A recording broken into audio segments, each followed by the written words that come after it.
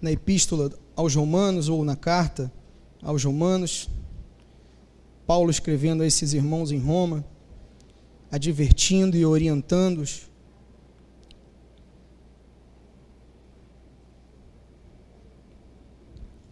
Romanos capítulo 12, versículos 1 e 2.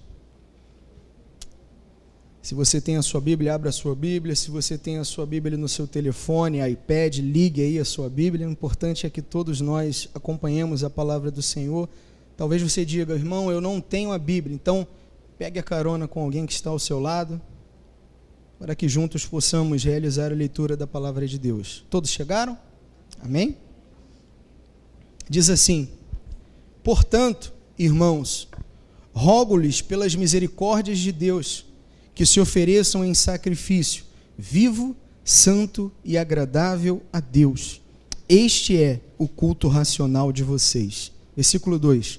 Não se amoldem ao padrão deste mundo, mas transformem-se pela renovação da sua mente, para que sejam capazes de experimentar e comprovar a boa, agradável e perfeita vontade de Deus. Vamos orar?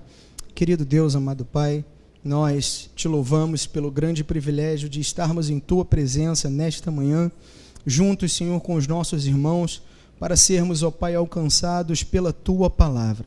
Fala, Senhor, aos nossos corações da maneira como o Senhor desejar.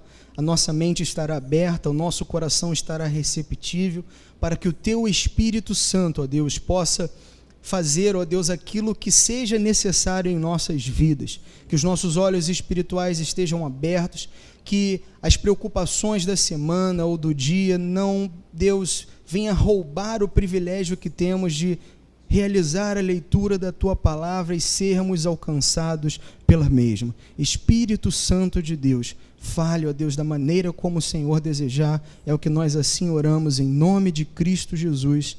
Amém e amém. Bom, nessa série de mensagens nós temos nos pautado nesses 2 versículos, né, Paulo escrevendo a esses irmãos em Roma. E se porventura alguns dos irmãos que estão chegando hoje, né, ou estão retornando à casa do Senhor, talvez não tenham acompanhado, ou talvez acompanhem pelo Facebook, nós sempre estamos nos baseando nesses 2 versículos, e nós sempre pedimos também aos irmãos que, para que haja compreensão daquilo que está sendo dito no capítulo 12, né, volte as suas atenções lá ao capítulo 11, no versículo 36, né, do capítulo 11, para que possa compreender, então, tudo aquilo que Paulo está dizendo, né, em sequência lá no capítulo 12, onde ele diz assim, se você puder virar aí a sua página da Bíblia, no capítulo 11, versículo 36, ele diz: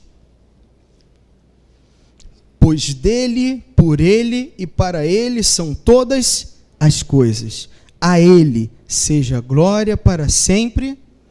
Amém.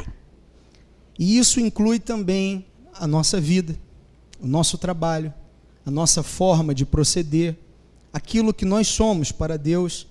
E por isso, né, Paulo vai começar com essa conjunção, portanto, ou seja, dando sequência a esse pensamento. Ele diz: pois dele, por ele e para ele são todas as coisas, a ele seja glória para sempre. Amém. E no capítulo 12, ele continua com a conjunção portanto, dizendo: portanto, irmãos, rogo-lhes pelas misericórdias de Deus, que se ofereçam em sacrifício vivo, santo e agradável a Deus. Este é o culto racional de vocês. Não se amoldem ao padrão deste mundo, mas transformem-se pela renovação da sua mente, para que sejam capazes de experimentar e comprovar a boa, agradável e perfeita vontade de Deus. Bem, é necessário hoje adentrarmos um pouquinho nesse capítulo 12 para compreendermos o que Paulo está querendo dizer a esses irmãos. Paulo, do capítulo 1 ao capítulo 11, irmãos, ele percebe o mesmo resultado a qual eu e você também podemos perceber nos dias de hoje. E que resultados são esses? Paulo, nos primeiros 11 capítulos do livro de Romanos, ele está incentivando a esses irmãos, ele está fortalecendo e fundamentando a fé dessas pessoas. quando ele diz lá no versículo 36 do capítulo 11, pois dele, por ele, para ele são todas as coisas, a ele seja a glória para sempre, amém? Paulo está dizendo, irmãos, queridos irmãos, a síntese da nossa vida, a suma da nossa existência, tudo que somos, pretendemos ser, tem origem em Deus, é mantido por Deus e vai voltar para Deus. Portanto, essa vida que você tem, que foi concedida por Deus, um dia nós estaremos devolvendo a Ele. Então Paulo está dizendo, tudo tem a origem em Deus, tudo é mantido por Ele e vai voltar para Ele. E parece que esse pensamento ele vai um pouquinho em contramão do pensamento que domina o tempo que se diz hoje a qual vivemos, a sociedade contemporânea a qual nós estamos inseridos. Porque essa sociedade ela nos passa a ideia de que as coisas elas devem sempre convergir em nós mesmos. Quantos já ouviram a palavra egocentrismo, né? Egocentrismo. Então, a sociedade, ela nos passa a ideia de que tudo sempre deve convergir em cada um de nós, como se eu e você fôssemos o centro de tudo, a razão de todas as coisas, né? O centro do universo. E vem esse reforço a cada dia social, onde a vida, né, ela tem tudo a ver muito comigo ou com você. Mas, pela palavra de Deus, pelas orientações de Paulo, a nossa vida ela tem mais a ver com Deus do que com nós mesmos, segundo a Bíblia. E só é capaz, irmãos, de compreender muito bem isso, o que Paulo está aqui orientando, quem de fato teve uma renovação de mente, quem de fato vive em inconformidade com essa era, com esse mundo, com este século, quem de fato teve uma mente transformada em Deus, entende e é capaz de compreender que a nossa vida, ela não nos pertence, que a nossa vida tem mais a ver com Deus do que com a nós mesmos. Mas a sociedade, ela diz outra coisa. O tempo que se diz hoje diz assim, bem, você tem que ser feliz, custe o que custar, a qualquer preço. Não importa o que será feito, o importante é que você esteja feliz. A sociedade também, diuturnamente, nos ensina e nos orienta. Olha, você deve ter os seus desejos e os seus anseios satisfeitos, atendidos, as suas vontades, realize as suas vontades. A sociedade também tem um pensamento que diz, não existe verdade absoluta, pois tudo é relativo. Tudo é relativo. E se nós não tivermos, irmãos, a sensibilidade para ouvir aquilo que Deus tem a falar a cada um de nós, se nós não tivermos a cada dia uma mente transformada, se não vivermos em inconformidade com essa era, com esse mundo, certamente esse pensamento relativista, ele acaba influenciando a sua vida e a minha vida. Um exemplo? Quando nós somos confrontados a fazer algo que vá, talvez, ferir a nossa vida com Deus, ou a nossa intimidade com Ele, algo que sabemos que é errado, que será prejudicial. Então, eu não sei se você já teve essa experiência, mas acredito que a maioria de nós já, quando estamos prestes a fazer algo que vá ao contrário da vontade de Deus, parece que acende, né, no semáforo da nossa vida aquela luzinha laranja, e o Espírito Santo nos diz, epa, não faça isso, isso é errado, cuidado, fica alerta. E se nós não procurarmos a cada dia, como diz Paulo, ter uma mente renovada, viverem, não se amoldar ao padrão deste mundo, como nós falamos algumas semanas atrás, essa palavra no original grego quer dizer susquematos, ou seja, não se tornar igual, não receber o carimbo ou selo, ou seja, não ser como o mundo. Então, o Espírito de Deus, ele vem e nos alerta, olha, isso aí não é certo, não faça isso, tenha cuidado, Vigie a sua vida, vigie a sua conduta, a sua forma de proceder. E se a gente não procurar de fato buscar ter uma mente renovada, não se amoldar ao padrão dessa era, dessa época, desse mundo, certamente nós vamos encontrar subterfúgios, os pensamentos relativistas vão alcançar a nossa mente, e a gente vai procurar uma desculpa que serve para talvez enganar a nós mesmos, não a Deus, e nós vamos acabar fazendo aquilo que é errado. E nós vamos acabar fazendo aquilo que o Espírito Santo muitas das vezes nos orientou a não fazer, a não ser feito. Então, de certa forma, a gente vai acabando relativizando essa situação para fazer aquilo que vai de contrário à vontade do Senhor sobre as nossas vidas. Um exemplo? Isso acontece muito no meio cristão. Esse pensamento relativista, ele alcançou a muitas pessoas. Quantos de nós já não ouvimos, ou talvez nós já não dissemos: Deus sabe por que eu fiz isso. Deus sabe que a carne é fraca. Quantos já ouviram isso? Como se pecado fosse vitamina, né? Deus sabe que eu estou sendo muito tentado. Deus sabe que eu estou sendo, talvez assim, muito levado a fazer esse algo. Deus sabe que eu não resisti. Nossa, aquela moça era muito bonita, eu acabei olhando. As mulheres também, né? Nossa, aquele rapaz era lindo e eu acabei olhando. Deus sabe que a minha carne é fraca. Entende? A gente busca uma desculpa que engana a nós mesmos para fazer aquilo que está de acordo com a nossa vontade e o nosso desejo. Ou seja, acabamos relativizando aquilo que é absoluto, ou seja, a vontade de Deus, para atender os nossos anseios e as nossas vontades. Por que isso? Porque não passou pelo processo de renovação de pensamento, como diz Paulo. A mente ainda não foi passada por esse processo de renovação, de transformação. E talvez por não ter uma mente renovada, transformada, a pessoa não consegue compreender qual é a vontade de Deus para a sua vida.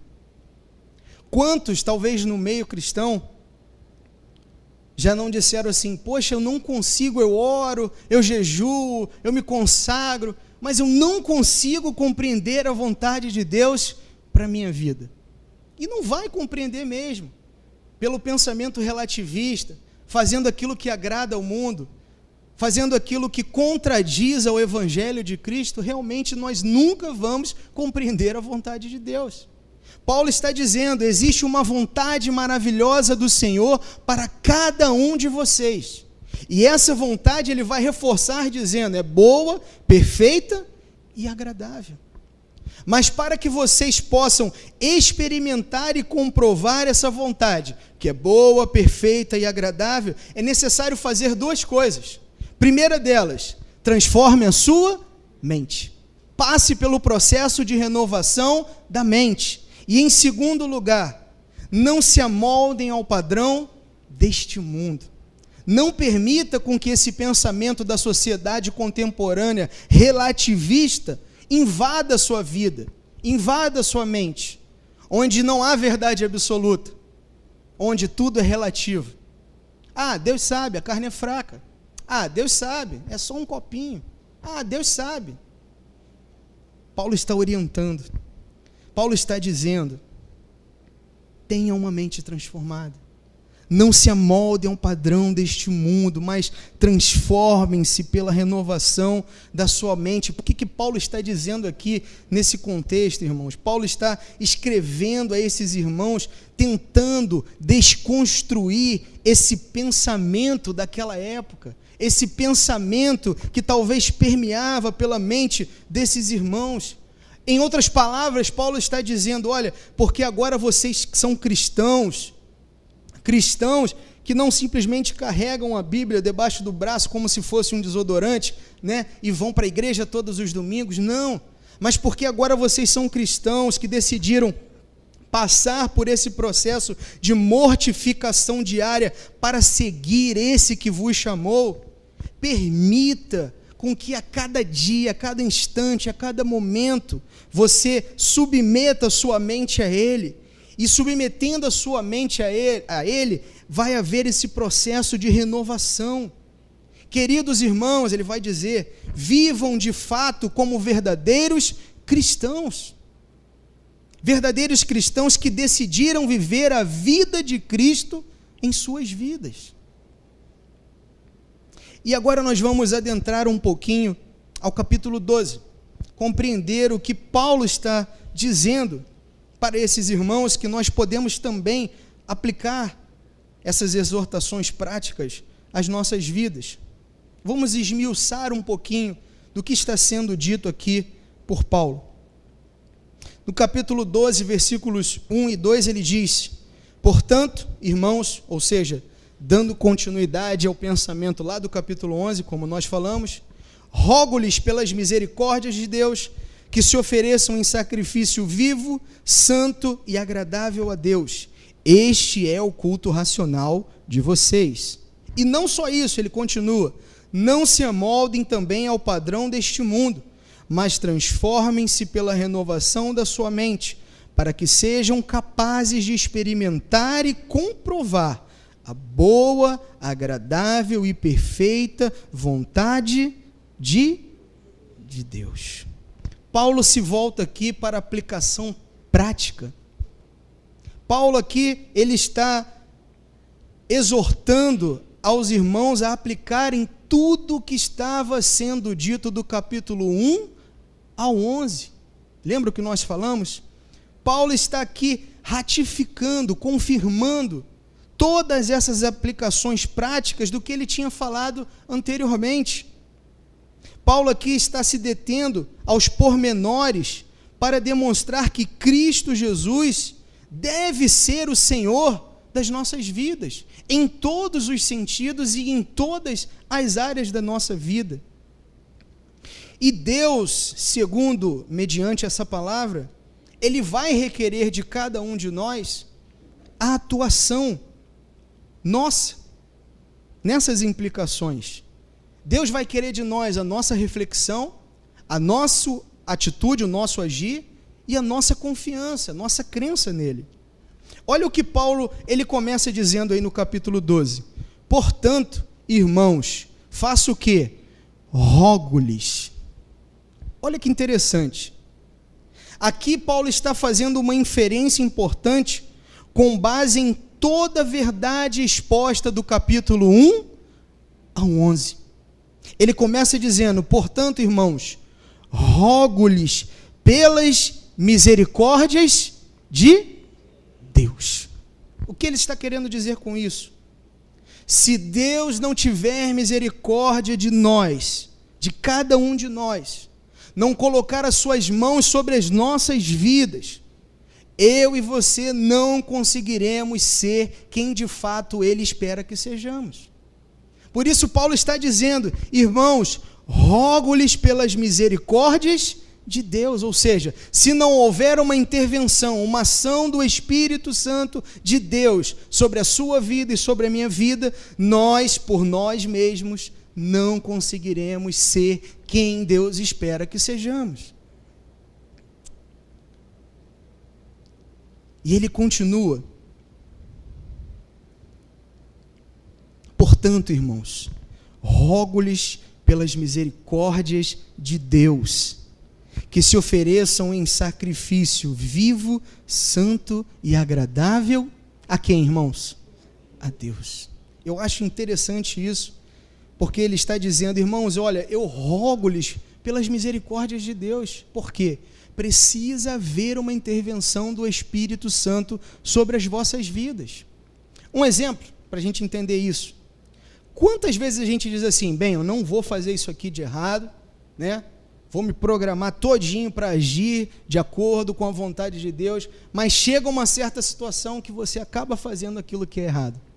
É isso que Paulo está dizendo.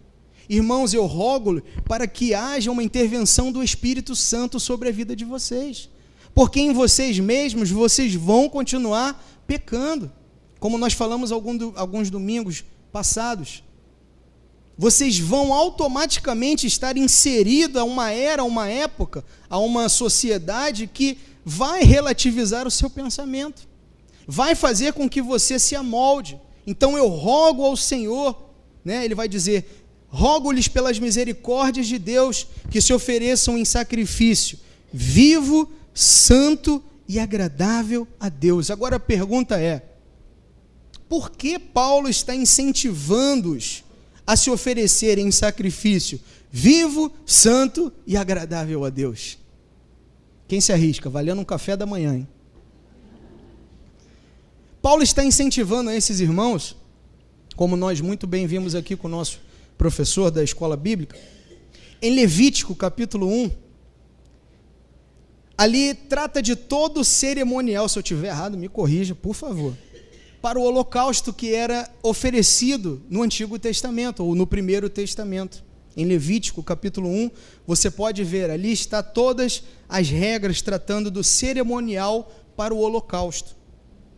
Então, quando Paulo está falando aos irmãos para se oferecerem como sacrifício vivo, ele está falando em contraposição aos sacrifícios de animais mortos, que era do costume da época, como no passado.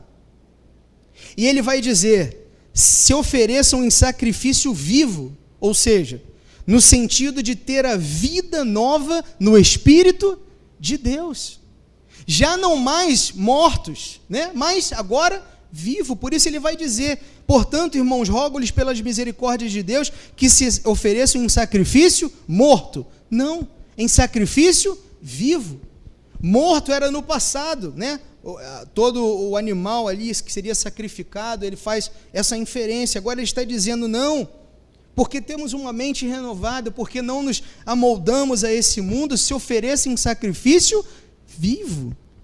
Isso nós podemos ver aí em Romanos, se você puder ir comigo, capítulo 6, deixe marcadinho aí no 12. Ele fala vivo no sentido de ter uma nova vida no Espírito de Deus. Olha o que ele diz lá no capítulo 6.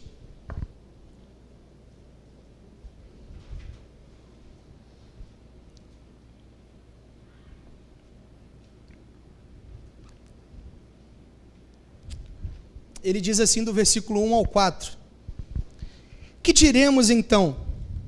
Continuaremos pecando para que a graça aumente? De maneira nenhuma. Nós, os que morremos para o pecado, como podemos continuar vivendo nele? Ou vocês não sabem que todos nós que fomos batizados em Cristo Jesus, fomos batizados em sua morte? Portanto, fomos sepultados com ele na morte por meio do batismo, a fim de que, assim como Cristo foi o que, irmãos? Ressuscitado dos mortos, mediante a glória do Pai, também nós vivamos uma nova vida. Por isso Paulo está dizendo lá no capítulo 12: portanto, irmãos, rogo-lhes pelas misericórdias de Deus que se ofereçam em sacrifício vivo, como nós falamos aqui agora pela manhã. Sacrifício significa entrega, oferenda, oferta. Essa palavra ela vem do original latino, que significa ofício sagrado. Paulo está dizendo, antigamente tinha-se o costume de oferecer um animal em sacrifício a Deus. Esse era o cerimonial, né? O ritual. E agora vem Paulo e diz: irmãos, sejam vocês esse sacrifício. Ofereçam-se vocês como sacrifício vivo.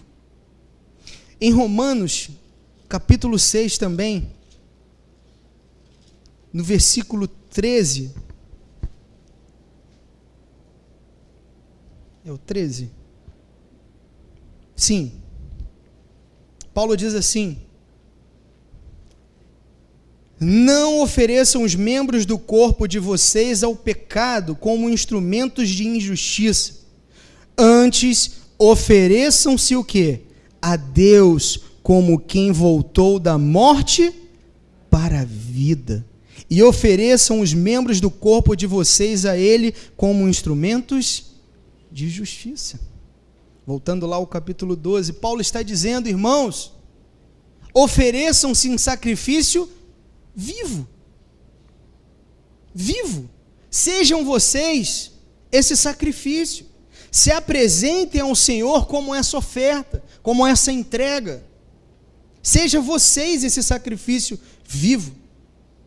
E talvez a pergunta que se apresente nessa manhã, ou talvez se esteja pairando sobre a nossa mente, seria a seguinte: irmão, falando sério agora, o que Deus, ou por que Deus me aceitaria como sacrifício nesse corpo velho, ou nesse corpo novo, nesse corpo gordinho, magrinho, nesse corpo sem cabelo, com cabelo? O que Deus vai aceitar nesse corpo, irmão? Só que o sacrifício que Paulo está dizendo não tem nada a ver simplesmente com esse corpo, esteticamente falando. O sacrifício que nós apresentamos a Deus, que Paulo está tratando aqui, se os irmãos perceberam, é aquilo que Cristo fez em nosso lugar, e agora nós vivemos nele. Paulo está dizendo, irmãos, o sacrifício não é a forma ou o formato do seu corpo. Não, não é isso. Na verdade, o sacrifício é a apresentação desse corpo em louvor, honra, glória a Deus, através daquilo que o seu corpo faz. Através daquilo que o seu corpo manifesta, as suas ações.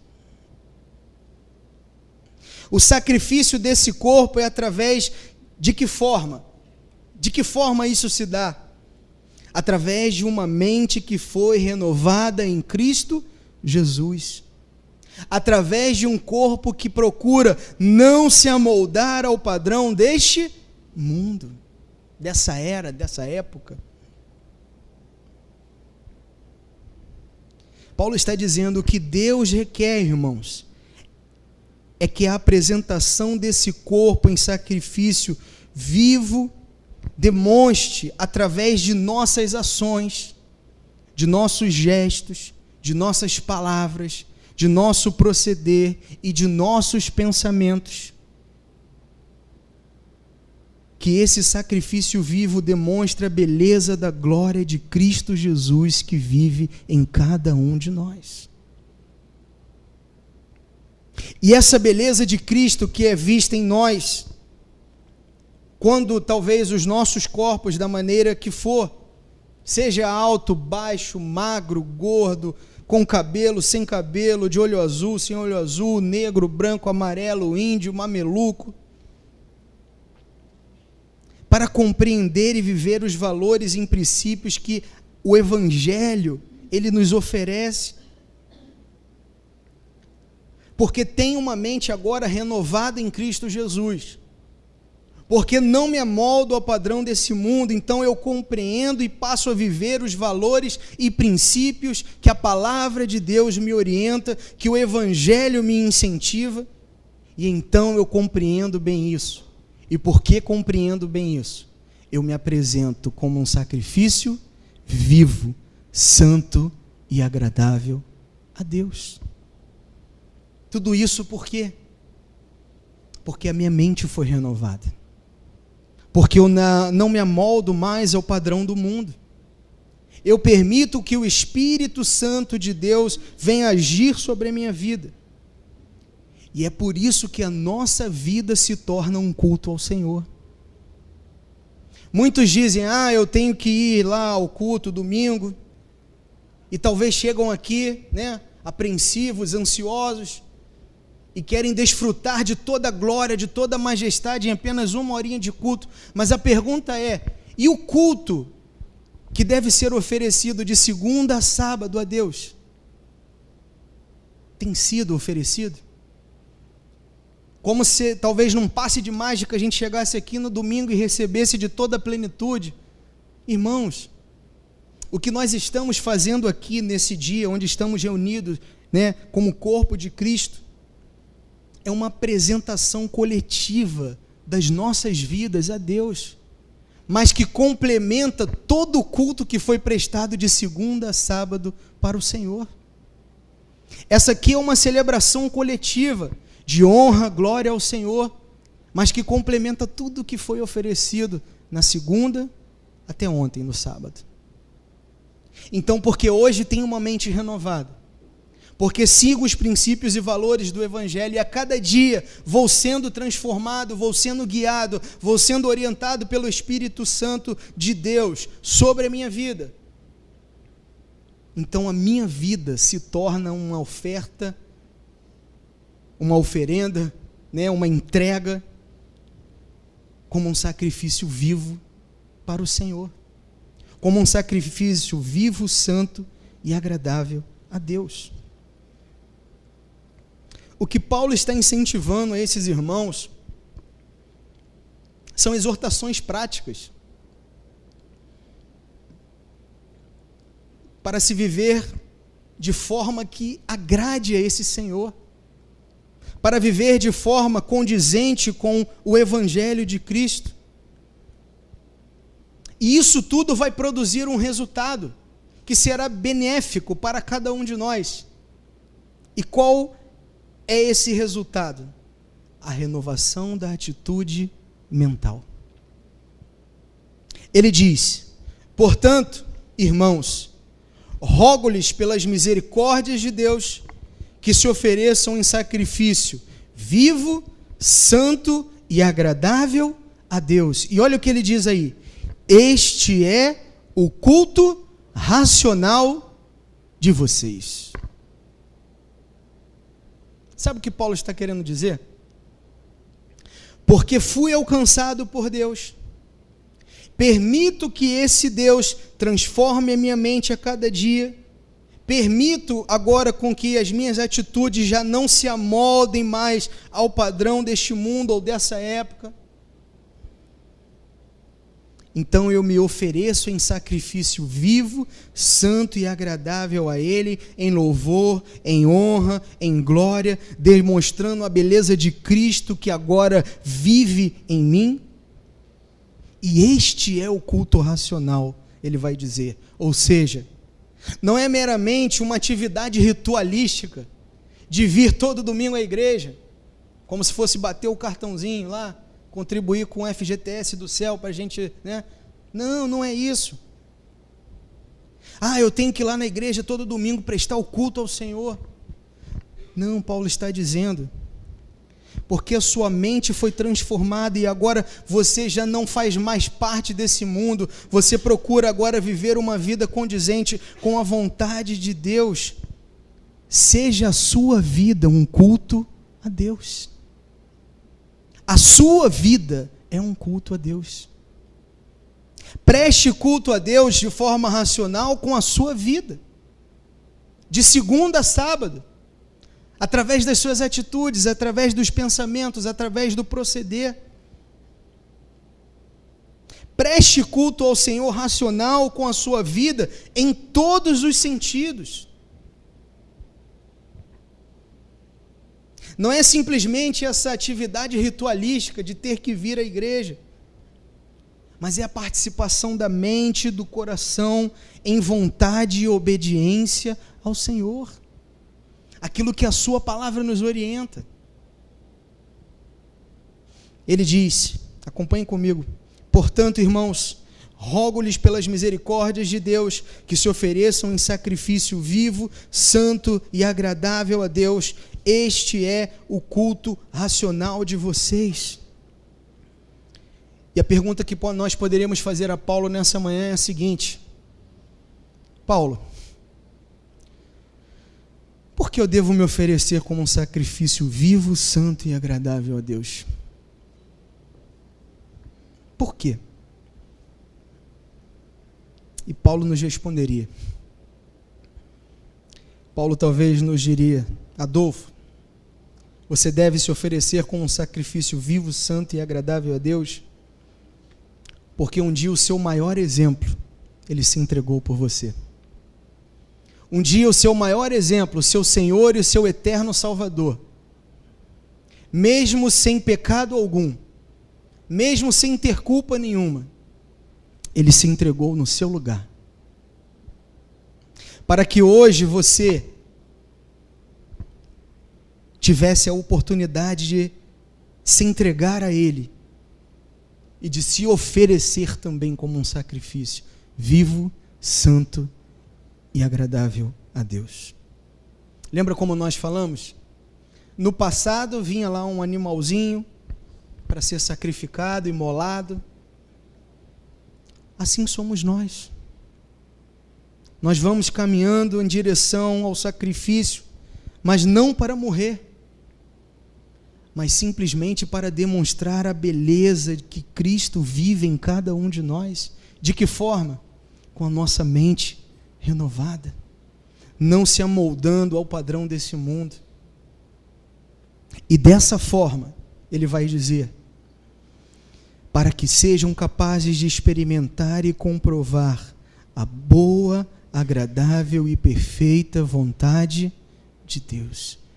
Meu querido irmão, minha querida irmã, existe uma vontade maravilhosa de Deus para a sua vida, e ela é boa, perfeita e agradável. Mas cabe a você e a mim caminhar segundo as orientações que Paulo está dando, de se oferecer em sacrifício vivo, santo e agradável a Ele, de transformar a sua mente, de não se amoldar ao padrão desse mundo, para que dessa forma vocês possam experimentar e comprovar uma vontade maravilhosa, que é boa, perfeita e agradável.